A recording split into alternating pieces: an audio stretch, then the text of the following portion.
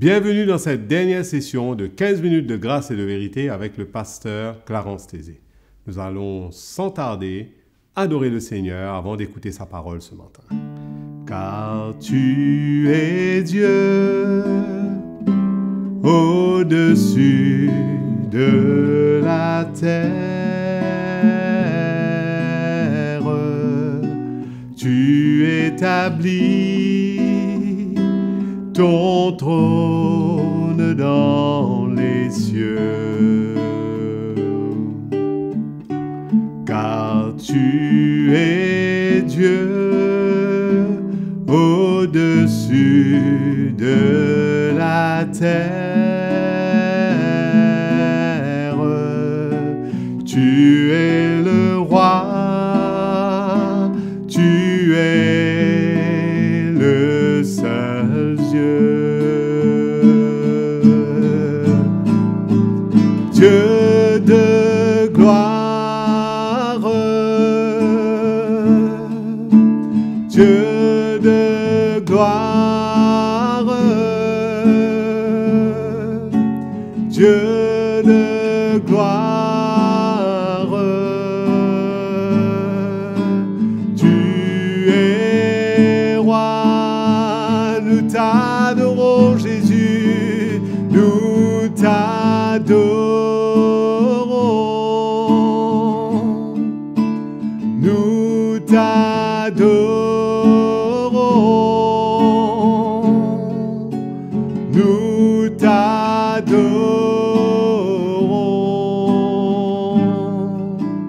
ô Seigneur.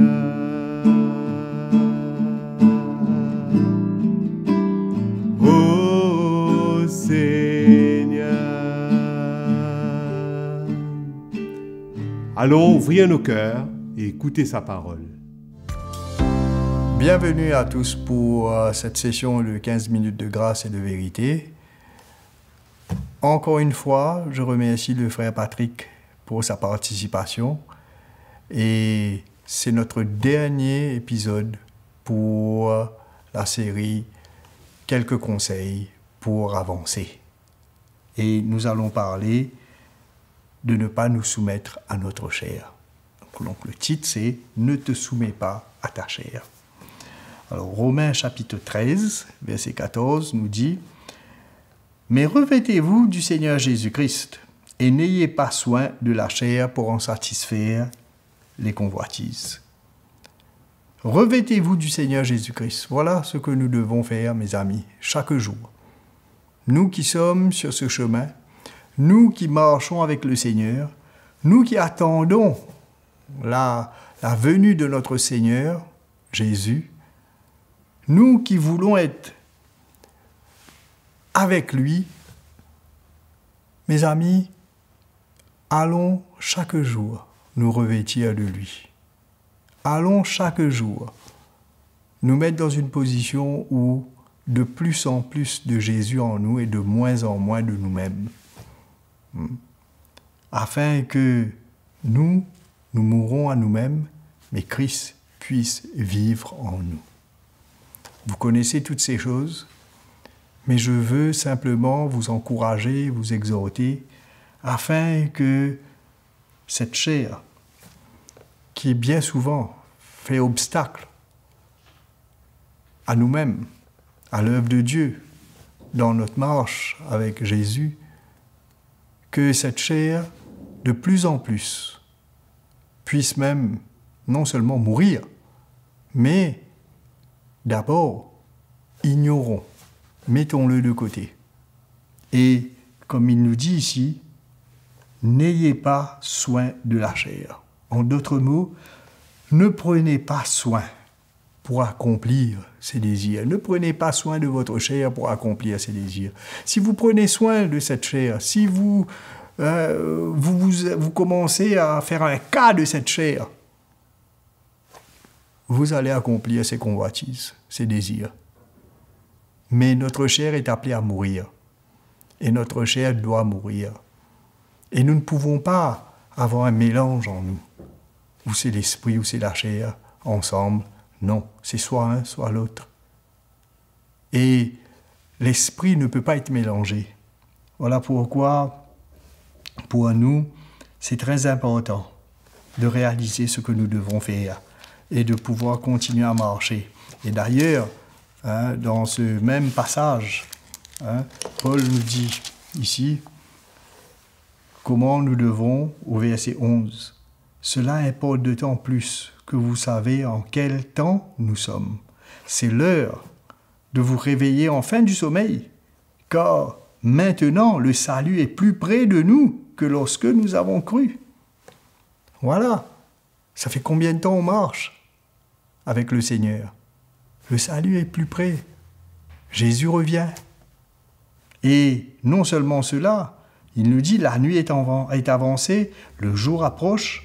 Dépouillons-nous donc des œuvres des ténèbres et revêtons les armes de la lumière.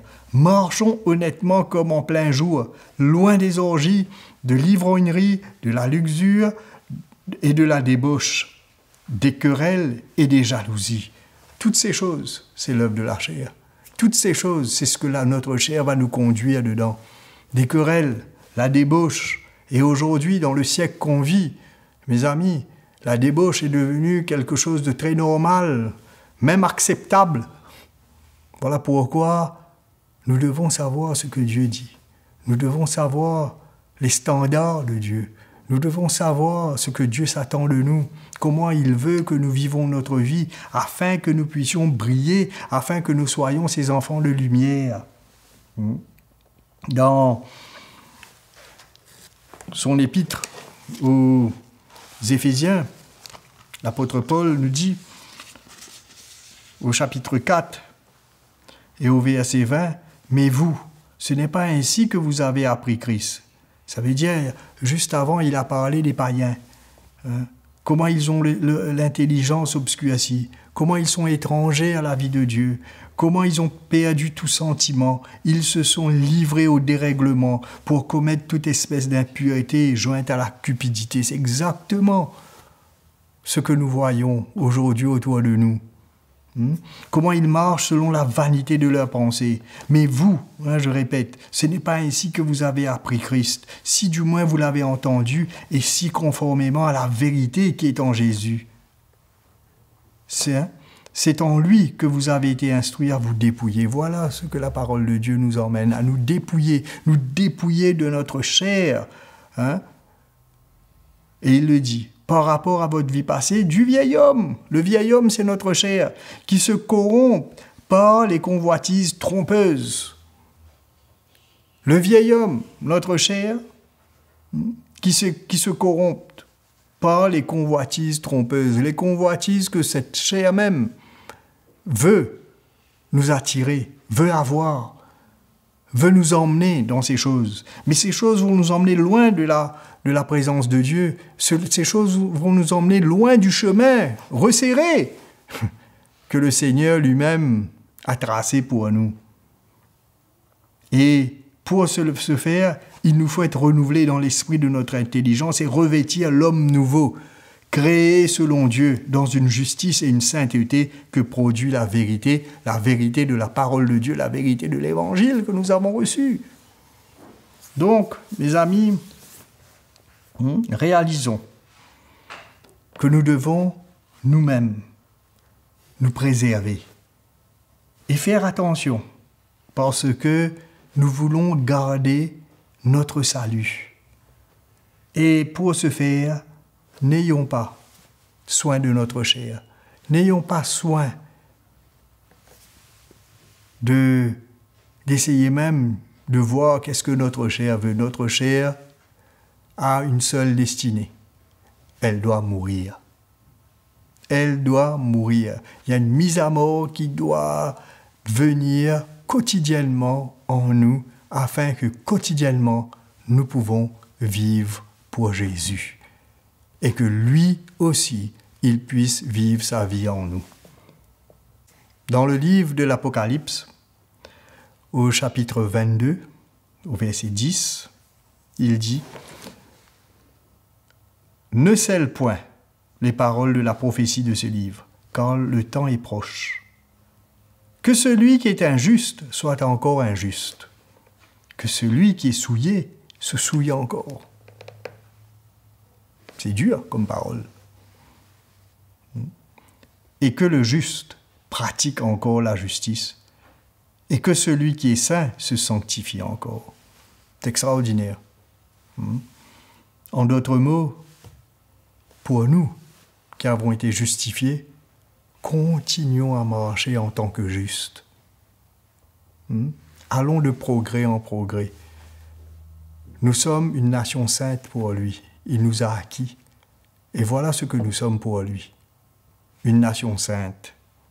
Et donc, que nous puissions perfectionner encore cette sainteté, emmener notre état de sainteté à être encore plus saint.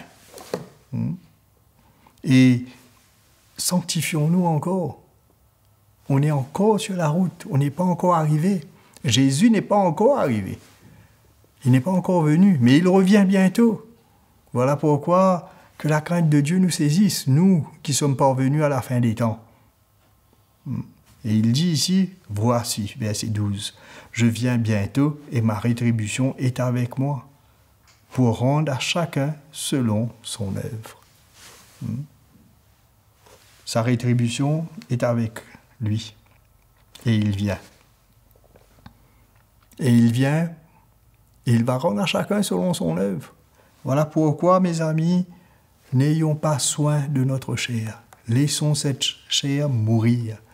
Aspirons à cette vie nouvelle en Christ. Aspirons à la vie de la nouvelle création. Aspirons à la nature même de Jésus et que Jésus puisse vivre sa vie en nous. Au verset 14, il nous dit « Heureux ceux qui lavent leurs robes afin d'avoir droit à l'arbre de vie et d'entrer par les portes de la ville. » Par contre, verset 15, « Dehors, les chiens, les magiciens, les débauchés, les meurtriers, les idolâtres, et quiconque aime et pratique le mensonge. »